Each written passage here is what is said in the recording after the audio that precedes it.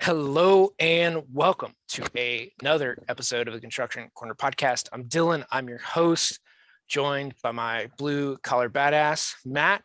How are projects going in Michigan? Projects are going pretty good. It's still chilly. We still have a lot of frost. I'm not going to bitch about the weather today, but I am going to tell you about an interesting story, an interesting phone call I actually just had about 15 minutes before we logged on here. My superintendent calls me and he goes, "Hey, Matt, that Project X, we got the electricity disconnected from that old building, didn't we?" And I said, "Oh shit." So I go digging through my files and I was right. Yes, we did. The local utility company, they provide a disconnect letter before you demo. So I'm reading it and they removed the meter. They discontinued service, blah, blah, blah. Here's the weird thing. The house has been gone now for a few weeks. We tore it out. My earth worker this afternoon with his excavator found a buried electrical line that's not supposed to be there and sure as hell not supposed to be live. And it was very, very live. He wrapped it around his bucket. Luckily, everybody was fine. Nobody got hurt, but it just goes to show you that even as much as we preach about communication and doing all your due diligence on the show here, you can do everything possible and you still got to get these surprises. You still got to pay attention. And I don't know. I was kind of blown away by the call, frankly, but obviously glad nobody was hurt. One, yes, like that's awesome that nobody got hurt, right? Two, that's what you get for stealing electricity. That's what we're thinking. Yes. Somebody wasn't paying for it. Or three, no as-built and, somebody forgot about something somewhere, but for it to still be live, that's, oh man. Are the neighbors pissed? I haven't heard anything from them yet. We'll see. It's a residential house. We tear that down and then we're putting in a commercial facility. So, who knows who was stealing cable and electricity for how long. The house has been there for probably 50 years, but anyways, it was an interesting end of the day. Well, at least nobody got hurt. Right on, man. So with that shocking story, we are going to introduce our guest today, Shane Harrell. Shane has, man, I think there's probably not much you haven't done in construction, but has been in the commercial construction world as a GC, construction management, on projects from a couple grand, which I don't know even how you papered those, but from 100 grand or a couple grand to 140 million, spanning coast to coast. Today he's based in Texas, doing residential custom homes. Craftsman Homes is his company, and they're doing new custom builds, remodels, homes for sale. And Shane, what I found interesting, besides being surrounded by girls and close to teenagers, is your love of Texas music. So first, Shane, welcome to the show. And then my next question is, what is Texas music? Well, thanks for having me, Matt and Dylan. And Texas music, everything's bigger in Texas, right? I'll hear that. We still ride our horses to work and all that. Now, the Texas music around the country is probably known more as a red dirt country. We kind of liken it back to the Willie Nelsons, Waylon Jennings back in the day, and then it's just kind of morphed over time. And nowadays we have guys that are showing up on the Nashville scene, but really got their start here in Texas. And a lot of their music was based on things around Texas. They sing about, the bars and honky tonks. They, sang about being down on the rivers and, drinking beer and, playing in these old, broke down bars. And again, as they've kind of grown through the years, they've gone on to bigger things, but it all got to start here. And we're always proud of being from Texas and the music coming out of it. So ZZ Top were Texas boys, weren't they? They were, but they're a little more on the rock side. You've you've got some guys that were more on the rock side of the world, but that came out of Texas, and nowadays it's more kind of like I said, it's about the culture. It's about a lifestyle, say, and is a lot of what the guys that we follow now are really more about. Got it. It just reminds me, like, if you watch Yellowstone, there's when Jimmy's down on the ranch in Texas, there was three gods. It was God Almighty, George Strait, and the cowboy that Jimmy was talking to. But it's one of those things, George Strait's still Still a king. still revered, especially in Yeah. Texas. Yeah, well, I mean, it's funny because we just had the Super Bowl, and they, of course, there's been all kinds of memes about the Super Bowl, but one of the big ones coming out of Texas is when you want a real Super Bowl show, call George. He'll so Like it. Well, Shane, why don't you tell us a little bit about yourself and what you're doing, where you came from and how you got there? Well, so I'm a third generation construction worker. My father and grandfather both were in the electrical trade. My father owned his own electrical business, which is where I got my start. Started out as a laborer and apprentice for him. Worked on and off, through school, into college. Had the opportunity to work with my grandfather while I was in college. He came and spent some time working with my dad again. And as I got further into college, my dad decided that he was going to kind of wind things down and was tired of dealing with the personnel side of the business. So he slowed things down, and they actually went on the road for a while. And so it really got to the point to where I didn't have much in the way of work with them. And so I moved over to working with one of the GCs we'd done some work for, and enjoyed it. I'd always been interested in kind of the big picture of the projects, and my degree is in construction, my undergraduate degree. And so it was kind of a good fit there, since I, had taken a liking to the overall process, and worked for him. And then when it was time to do my internship, one of our customers, which was a pre-engineered building manufacturer, used to be one of the preeminent Butler manufacturing, had an office in San Marcos where I grew up, and we had done work for them. And so I interned with them as an estimator, and they set me up with one of their builders coming out of my internship to go to work for them, and came out as project manager right after I graduated, and I went to work for that builder.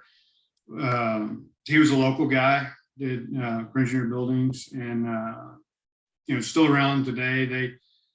They're a smaller GC, and from there I went to what's now a regional GC, big school builder at the time in the area. Went to work for them, and then moved on to from there to the airport project. It was the large $140 million job,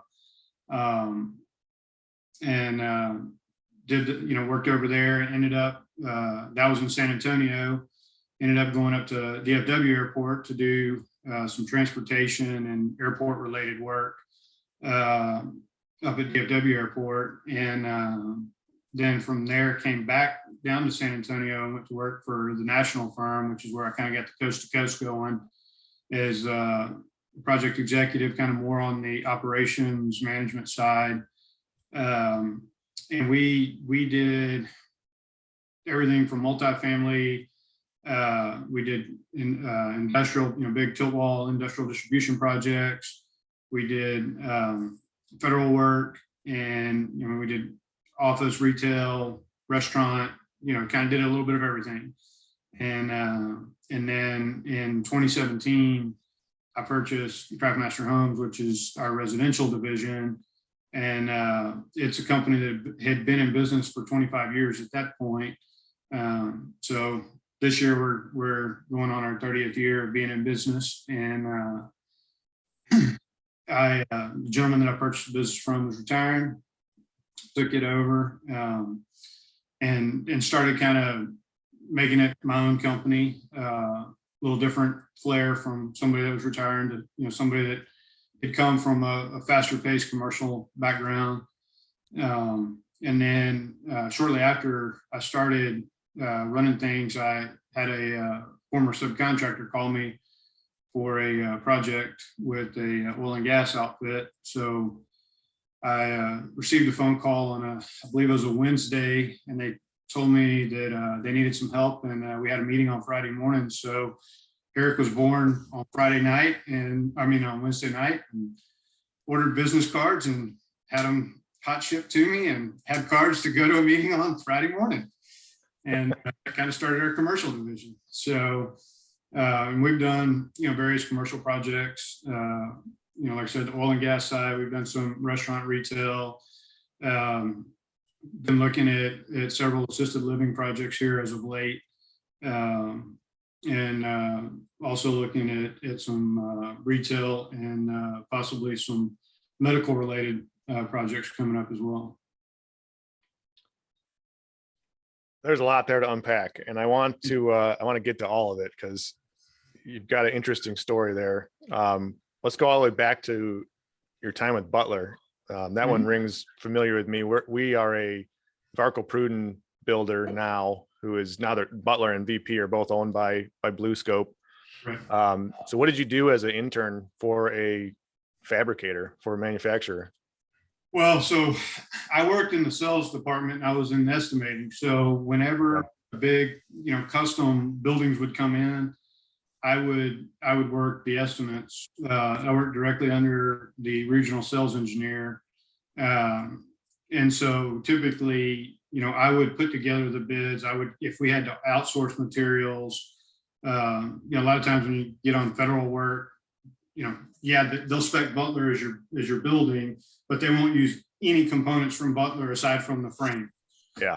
You go buy everything else, outsourced in OEM. So I would be trying to find people who would sell one to us, since we were Butler and we competed against. It was like I'd call Varco and say, "Hey, can I buy your panels?" And they're going to tell me what I can do with those. Right. And we used to compete a lot. Varco and Butler back in the day were two of the heaviest hitters. Yeah.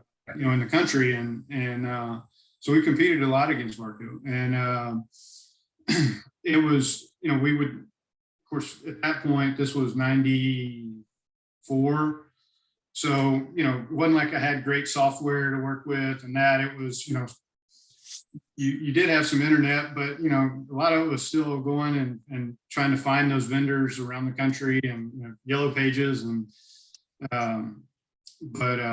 yeah, that was kind of what I did. I put the estimates together, gave them to either the sales engineer or the main area sales manager for that particular plant, and then I would work with our engineers in-house as well, in terms of what it would take for us to provide the building itself.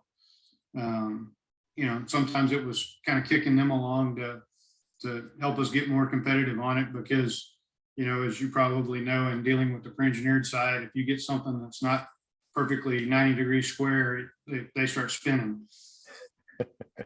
Yeah, very much so. And it's weird now because now that they're both owned by the same parent company, but they still fight back and forth like siblings, and they still compete.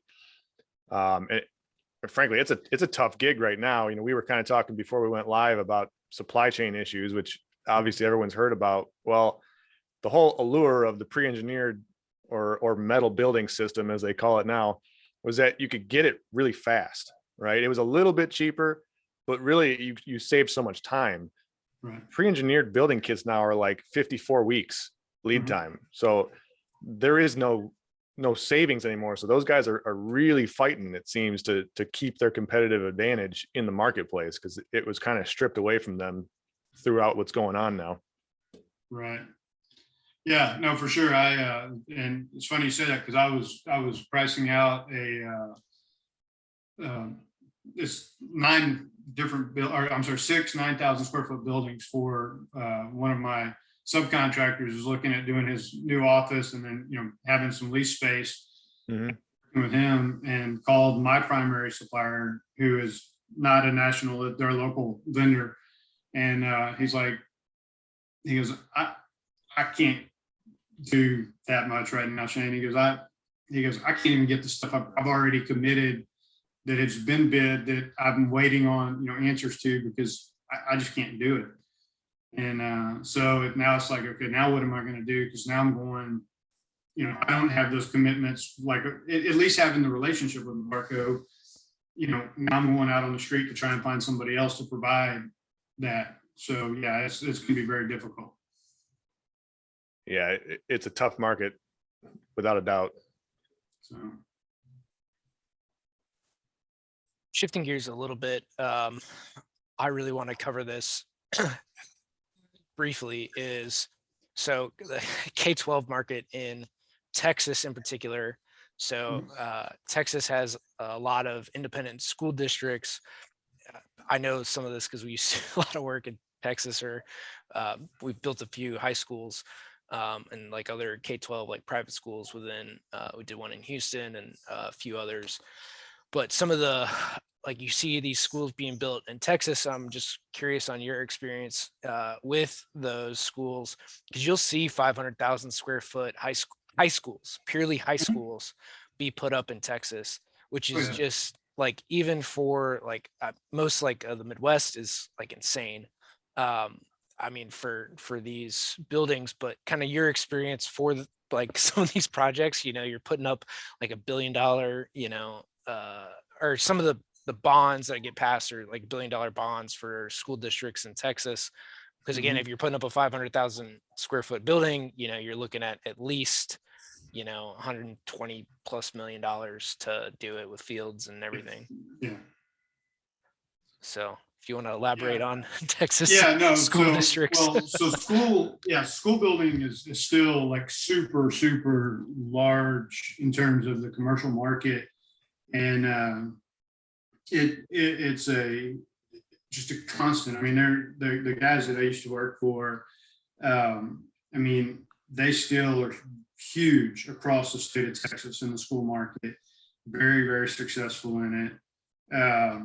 But it is a tight market. I mean, yes, the dollars are large, and the square footage is large, but you also have the population. I mean, we talked briefly, about my girls getting close to teenage years, or my oldest one getting close to a teenager.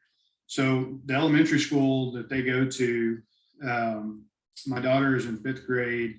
So it opened when she was in 1st grade, and it was designed for 800 kids when it opened. They have already added on 8 classrooms, and they did that last year, and they anticipate it to be at full capacity by next year. And they will be adding another elementary school in this development that they put it into here in the coming few years. The growth that we have is huge. So, you look at that. So that's that elementary school. Well, what does that mean? That means that although that many kids are going to be going to middle school, that means that many kids are going to be going to high school. The last high school that I worked on was between Austin and San Antonio. And at the time, it was designed for right around 1,200 kids. And I'm not positive, but I believe they probably have about 3,000 kids there now at that high school. And it's crazy. I mean, and that would have been 2004, 2000, probably opened in 06. It's probably, I think, the fall of 06, if I remember right, or fall of 05, I guess. Fall of 05 is when we opened. So just that, and when we were building that school, I believe there was 2 subdivisions on the farm to market road that we built it on. Now there's probably 30, and within a 5-mile stretch. I mean, but that's the kind of population growth, and kind of, but to your point, that's why we have schools that are 500,000 square feet. They're like malls. I mean, they really are. The expanse that they stretch it's like a mall. I mean, I'm trying to remember. I think that high school was about 300,000 feet when we built it. But again, we put in the infrastructure, not so much classroom space, but like all, because you have all your gyms, you had a major theater, a cafeteria space, and then you just add on for the additional classrooms as it grows. Of course, we talked about the Texas music. One of the other things down here in Texas is pretty big is football. So some of these other bond packages, you start looking at these stadiums, and it's like a $25 million stadium package, because everything it's built in place, stands, it ain't metal bleachers. Place concrete, yeah. Like it ain't metal bleachers that I had for my games and stuff. Like it's real, and you have like a real visitors section, like it's a bowl for these high schools. Like some of the podunk colleges I knew in Indiana, like Texas high schools had better stadiums than like a college in Indiana. Like it's just it's crazy, like for some of the infrastructure that gets built. Yeah, for sure. So yeah, we certainly don't have anything of that scale here in Michigan for K-12, not that I've seen anyways. So we're talking about really big, huge commercial buildings that you've worked on. I got to ask, what led you to kind of jump ship, take a right turn, and go into residential? Well, it's kind of a twofold scenario. One, I always wanted my own gig. I like the man, but I was tired of working for him. We get it. You're in the right place. The other is really the client interface. When I was doing the bigger work, I used to kid about it, but it was very serious. Am I going to build a project? Meaning, am I going to sit here and just touch paper all day, or am I going to project build it? Meaning, we're going to go out and actually get a project done, and we're going to be proud of what we do at the end of the day. And the larger the project, the less builder mentality I would see in it. And, again, coming from that background with my father and grandfather, there was pride in the blue collar work. And when I was doing that $140 million job, it was tough. I mean, I was a senior project manager. I answered to a project executive and a vice president. And, there were weeks I would spend 40 hours in meetings, because that's what it was. It was just red tape. And then we would get to a point, and I would, then I would have to turn around and go out in the field and spend, 2 or 3 straight days in the field trying to remedy or come up with a game plan as to how we would, move forward with something that we've been battling over. And it just, to me, it lost the luster of being a builder. And that's what I wanted to get back to, and really working with the customer to kind of build that relationship. And so that's really what kind of led me down that path. It was those two items, and it was just, okay, how am I going to do this? And this particular endeavor opened up and allowed me that opportunity. I get it. I went in the opposite direction. I started in residential and went to commercial, but what you just described is the exact reason why I'm a shitty project manager, because I can't handle all of the monotony and the paperwork and the forms upon forms. And, I on the sales side, the pre-con side, I do my fair share of estimates and paperwork and stuff, but I get that face-to-face interaction with all of our clients. So I completely can see where you're coming from.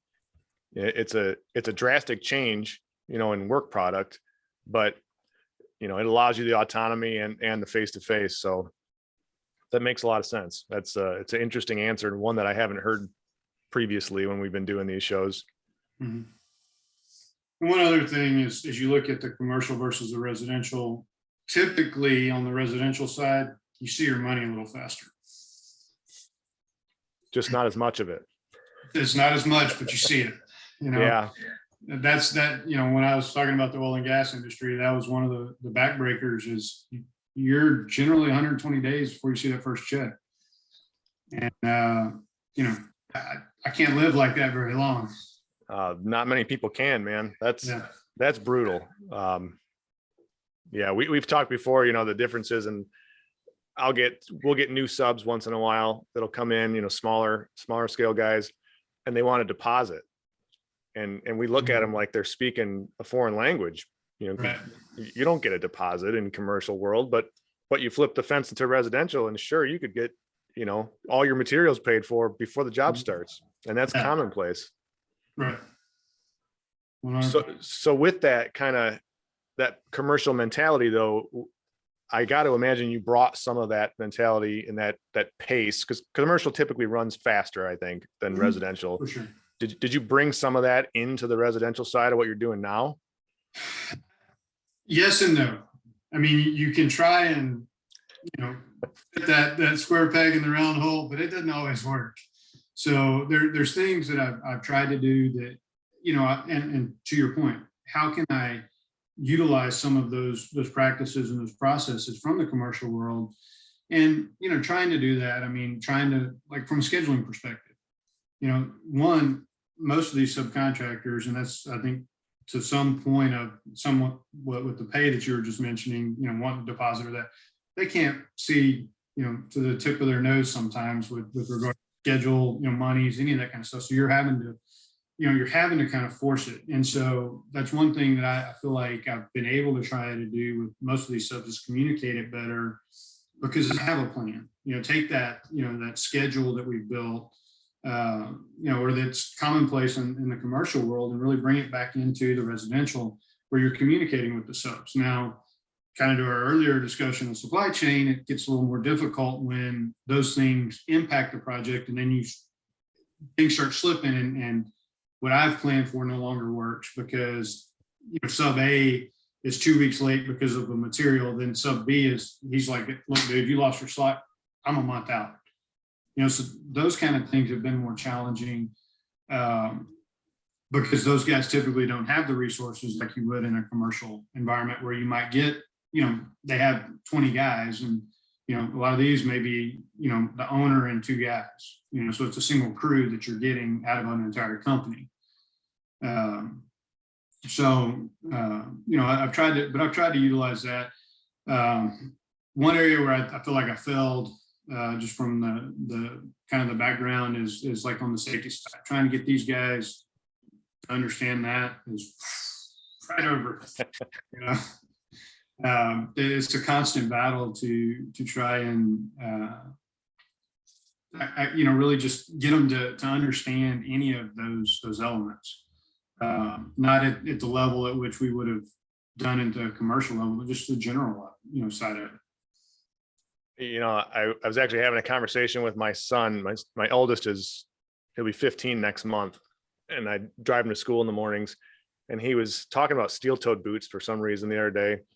And I started laughing. I said, my first pair of steel-toed boots, I bought them when I was building houses because I felt like I should. Like, I put them on once and they hurt my damn feet so bad, I never wore them again. And, to talk about safety, like we didn't do anything. I mean, I'd wear boots, but that was the extent of my PPE, right? There was never a hard hat. There was never a harness. I'd be walking along trusses, carrying board.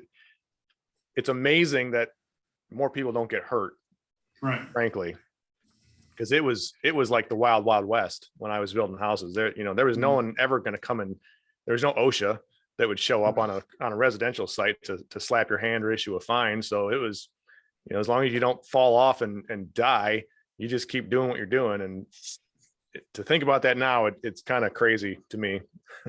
Yeah, and that's that's part of the challenge is trying to get guys to understand, and again, that's something that I want to try to bring to the guys that work for us is a safe work environment. I mean, we want every one of our employees to go home safely at night.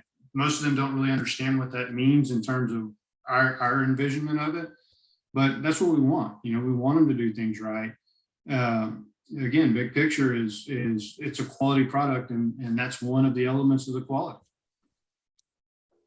So in that, like we talk about scheduling, getting people in with your subcontractor partners in building this, around residential and trying to bring some scheduling, some kind of, if you will, rigidity in a way to the Mhm. project, and like this is when it needs to get done, which I get supply chain being its own beast and thing that you can't really control. But in that, like in seeing more of the mentality, right, coming from big commercial projects, right, where you will be here, you will meet Mhm. milestones, you will do this, like, and it's enforced to kind of a day in, day out mentality, right? Like just in residential, or I guess how is that mindset different?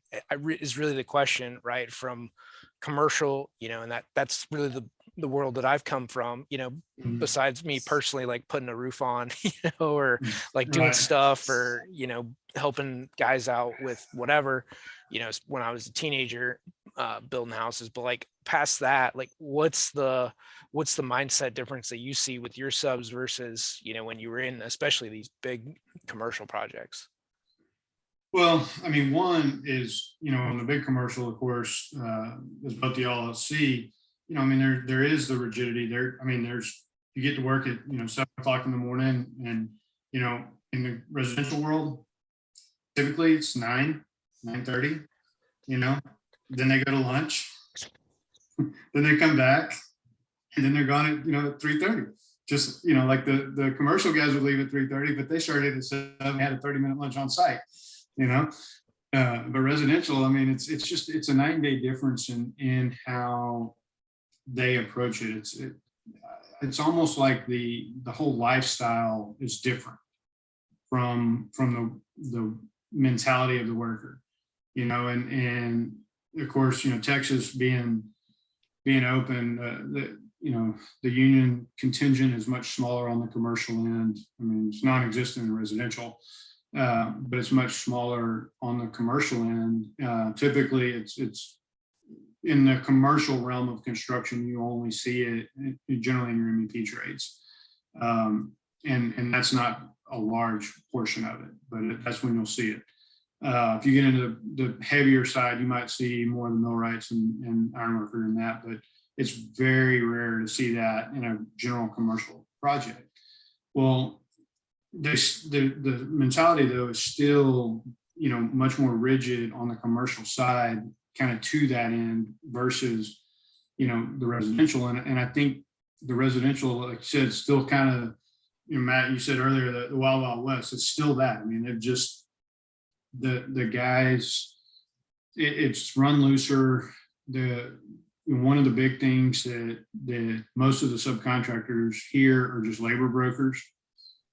On the residential side, if they have a contingent of labor, so it's just they're just paying some cash out, and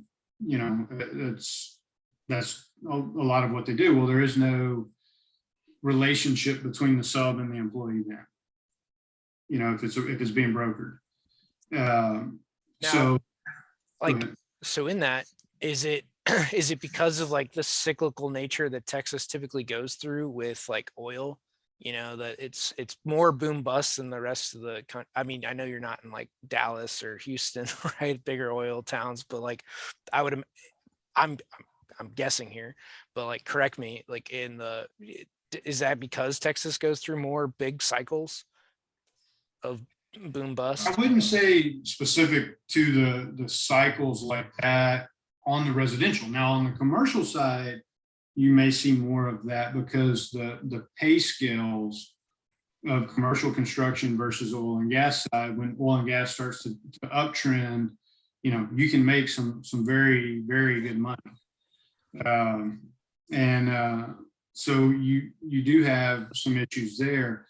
On the residential side, typically the only time we really see much of our employee contingent moving over is really more on the CDL type stuff, because they can go drive out in the oil field and make 4 times what they're making driving for a ready mix company or hauling gravel.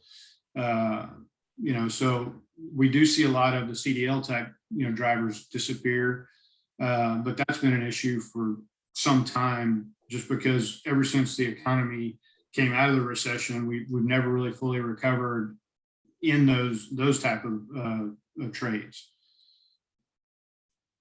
Yeah, I mean, it didn't help that oil tanked in like 14. Yeah. So you came out of it, then the oil tanked. That doesn't help for Texas and that economy. But I mean, so we've kind of talked around like housing and the big influx of people in Texas. I mean, still today, like what's the housing market look like? What's the future look like? Well, right now, I mean, the housing market is on fire. The future still, I mean, all the indicators say the future looks good. That we're going to continue to have the people coming in. One of the things for a guy like me versus, a national home builder like a DR Horton or Pulte or, those type of companies, we're somewhat married to the people coming in that are looking for that custom home. So it's getting those touch points. Whereas, the bigger guys, they're building them and they're selling. I mean, they're actually turning people away because they can't build them fast enough. But they're building at a different price point, at a different quality level. Now I do compete with some of the subs, trying to get some of the subs working for me versus them. And it typically isn't the primary sub that works direct for me. It may be a tertiary sub. But what they're doing is the production guys are paying, and they're having to pay more because they can't get the production there.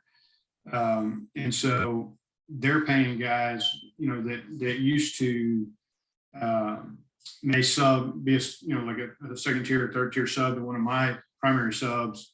They would come in and they would work, 2 days a week for us, and there would be 3 days on the production side. Well, now all of a sudden there's 6 days on the production side because they're paying them the overtime now to work the production. And so we can't even, we can't compete because one, I can't pay. I shouldn't say I can't pay. It's hard for me to pay an extra, $2 a square foot, to a subcontractor to come in to do something that he's doing the same work, but because production guys are now paying him overtime because they're just cranking them. And they're set up, they're not mobilizing to my site like they have to for me. They're set up in the subdivision. They may do 100 houses in the subdivision. So their incremental cost has gone to basically nothing because they can just stay there and keep working. They're getting comparable money to what we're paying. So that's been a challenge for us. I think, I still think that unless the economy doesn't completely tank, that we're going to be good here in Texas with regard to the residential side, and the commercials following, suit with it. I mean, we got to have places for these people to, to shop, to go to, to work. And of course, with the work from home, we do have people coming in that, some of the markets that I cover are kind of outside of, in the rural areas that people may go into the city 2 days a week now. So it may be an hour and a half commute, but they're able to work from home the other 3 days and they're out in the country and, they got 3 or 4 acres and then they're not on somebody, 5 feet away. So, it's a different dynamic than what it once was. For sure. And, I'm looking at your website right now, and you're building a very, very different product from what the Pultes and the Toll Brothers are crapping out.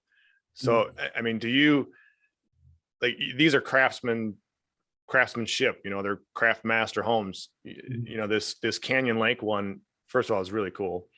But do you find that you can use that to your advantage to attract maybe not higher tier subs, but better craftsman subs, like to, give them the romance of, listen, we're not building tract homes, we're building this or the cedar one with all the stone on it.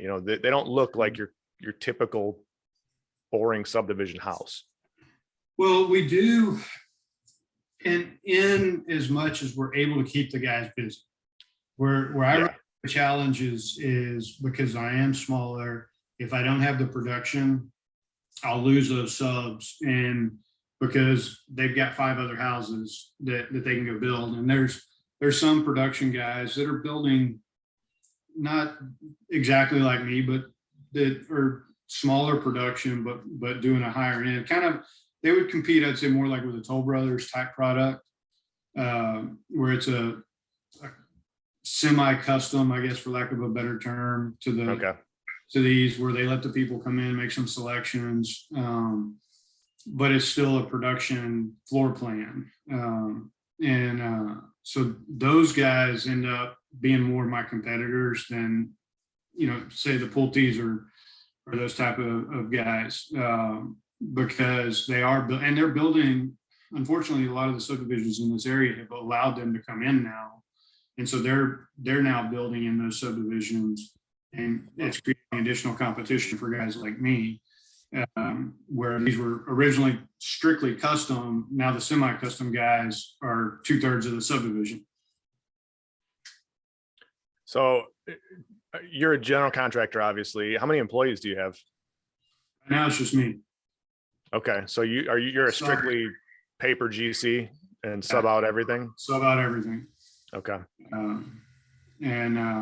We when the pandemic hit, we were at the point where we were fixing to start making some hires to kind of grow the business, and it like everybody, we didn't know what it was going to look like. So I elected to just run the work that we had at the time. And you can't be in the field, in the office both. And as things started to open up, which we were lucky in Texas. Texas was pretty open the whole time in terms of allowing us to do things. But I wasn't back in the office quick enough to start building the relationships to move forward, because when the pandemic hit, all of my leads and have never come back. Those leads never did. So then it's like I'm kind of retooling the business yet again to rebuild it up, so that we would be able to move forward again.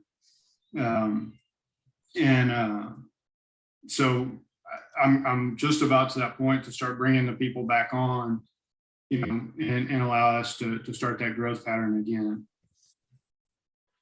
So I'm going to kind of change directions a little bit, but a question I don't usually ask, but if you're doing everything, and I've been there, and this is why I want to hear your answer, but you're judge, jury, executioner. You're doing everything from sales, estimating, project management, supervision, billing, accounting, all of it, soup to nuts.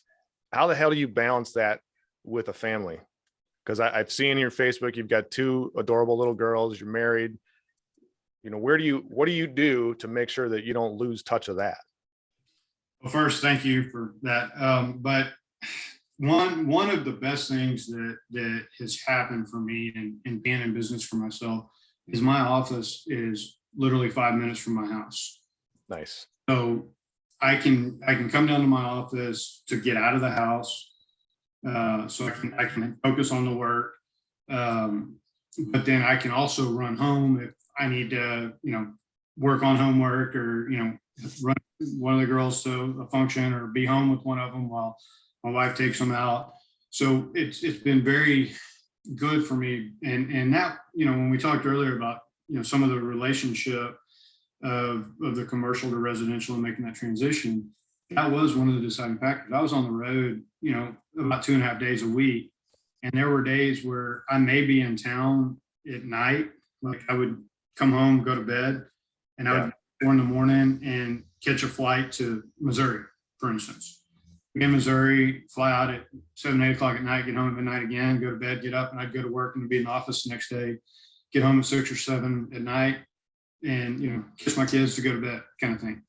It was just like it got to the point to where that balance wasn't there for me. And not that this is perfect by any means, but to your point, it being so close has been very helpful in allowing me to do the things that I need to do. And I try and get up well ahead of the family in the mornings, try and run a morning routine to where I'm able to start getting things done well before they're ever up. I do get to see both my kids in the morning. I typically take them to school in the mornings, which has been nice. I mean, really since I've gone on my own, I've seen my children more than I did before, when I was doing the other. So it's been convenient. Now, that's not to say there's not sacrifices that get made, but Of course. it's, it being so close, I think it's probably one of the biggest elements to allow me to have that balance in life right now. No, that's great. And I get it. I did kind of the same thing. I traveled a lot for about a decade in a former career, and I was, 5 to 6 nights away, and it just got insane. And then I came back and I had a job with a large GC locally, and I was working 80-hour weeks. So same difference. And, I jumped ship, and honestly, the whole COVID nonsense, you can't see it because of my background, but it caused me to build an office right next to my house. So I have a full office over here that I can step outside of the house. So, dad's not home. You can't come knock on the door, but I can shut the door here and focus, but I can bounce back and forth. And I'm not here full time. I'm here a couple days a week, especially when we're recording, but it's great to have that balance back. So I get exactly what you're saying. Shane, where can everybody find you, and what cities, just so that we spell it out for everybody, are you building in? So I guess the easiest and probably the most prevalent place I'm found is going to be on Facebook. Our company is Craftmaster Homes LC, so it's at Craftmaster Homes LC. Website is craftmastercustomhomes.com. And we also are pretty active on LinkedIn with Craftmaster Homes as well. I actually, in the commercial world, I used to use it really more from a recruiting perspective, and so I had a huge contingent of people. So when I started, the residential side, I thought, well, I already got the following there. Not that I was really posting anything to get any following, but I had the connection to people. And so I've utilized that. It to me, it doesn't have as much traction as Facebook does because of what we post out on it, but it's still out there. And then in terms of the areas that we work in, primarily we work between Austin and San Antonio, the I-35 corridor, out probably 50 miles each direction, east and north and south, east and west, kind of however you're looking at it at that particular city. That's which direction when you're running. But we try to say New Braunfels is where I'm based at, and that's in between, almost right in between Austin and San Antonio. Schlitterbahn is based here, which y'all may have heard of. They've got a couple of them around the country now. There's one in Kansas City, Midwest area. So that's why I thought it might have. But anyhow, so we're based here in New Braunfels, and we can go wherever. I mean, I was recently bidding some work in Austin and San Antonio on the multifamily side. I've looking at a medical facility coming up in Kerrville, which is probably about 45 minutes outside of San Antonio, kind of northwest of San Antonio, about an hour and 15 minutes from here. So it's kind of project based as to the range, but our sweet spot, I would say, is probably about 50 miles out in encompassing this New Braunfels area. Awesome. And then as we're running up on a little bit on time, is kind of one, really, what is the biggest problem that you see within the industry, and kind of, if you want to also wrap your kind of closing thoughts in that too, but problem solution that you see throughout construction, and any final thoughts? Well, I'll kind of hit back to the supply chain labor, which we kind of bounced around a little bit on both of those. I think those are going to be ongoing issues for our industry. Unfortunately, we hadn't brought sexy back to, being in the field of construction in the blue collar world. So, I used to always joke with our superintendents about that. the younger generations are not endeavoring into it. And a lot of that's on us because we're pushing kids to go to college, not to take a trade. And I think we might start to see a little bit of that kind of come back around, but the tradespeople are getting so old, bringing the craftsman side to it is not going to be there. Similarly, we've outsourced all of our manufacturing overseas. So even that blue collar element of work, until we get that back over here, I think it's going to be an ongoing issue from a supply, perspective. Solutions to that, yes, we can try and engage more young people to get into it, but I think it's going to be, what can we do from a building perspective to be more efficient?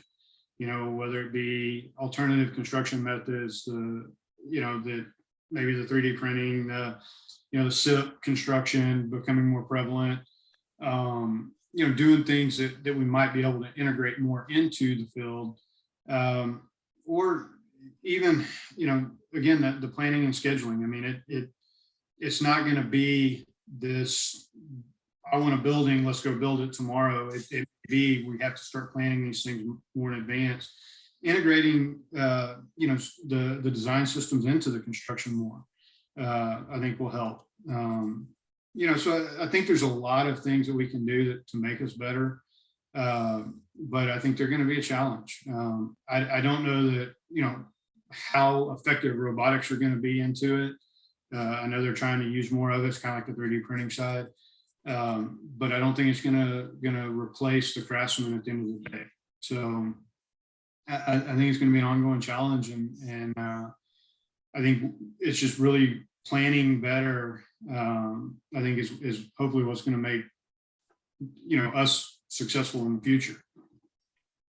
Yeah, I'm right there with you on that answer, Shane. I mean, it's a mix of becoming really, really efficient and really good at what we do, but also boosting that attraction to infill the ranks, below us. And, there's got to be a healthy balance we can find to do both of those, but it's going to take a full scale effort on both of those fronts to keep the ship moving. Right. Well, Shane, thank you for coming on. Matt, any other final thoughts that you've got for today's show? Shane, I appreciate the time, man. It's a really cool story you have, and I wish you the best in your future endeavors. I appreciate it. Thank y'all both. All right, guys. Today we've covered a wide range of topics, from big, massive projects to Texas music. Most importantly on the show, to really the things that we've been talking about here for a while. At the end of the day, we need to bring people back to the trades. We've got to plan, communicate better at the end of the day, and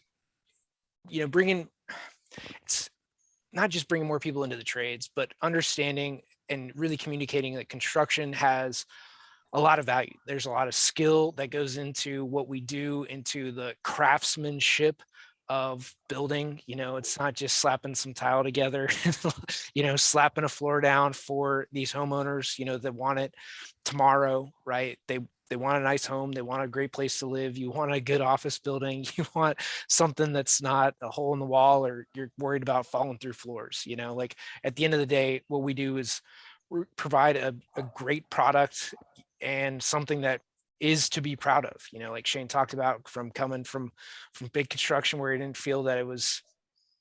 I mean, at the end of the day, those are some pretty big buildings to be proud of, but to be hands-on, and a lot of us on a day-to-day basis, we are in the trenches, seeing these buildings come out of the ground, seeing projects go from concept to completion.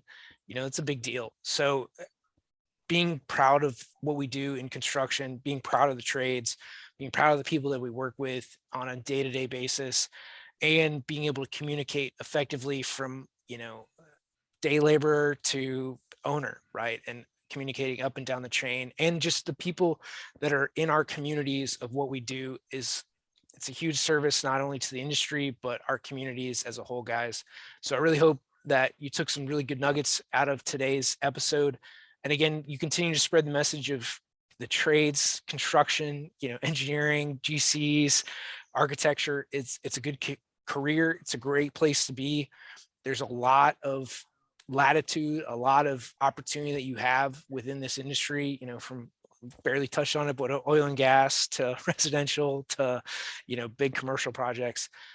There's a lot of space for all of us to be. So again, guys, thank you so much for listening to this episode, and go ahead and share the show out. And that is this episode of the Construction Corner podcast. Until next time.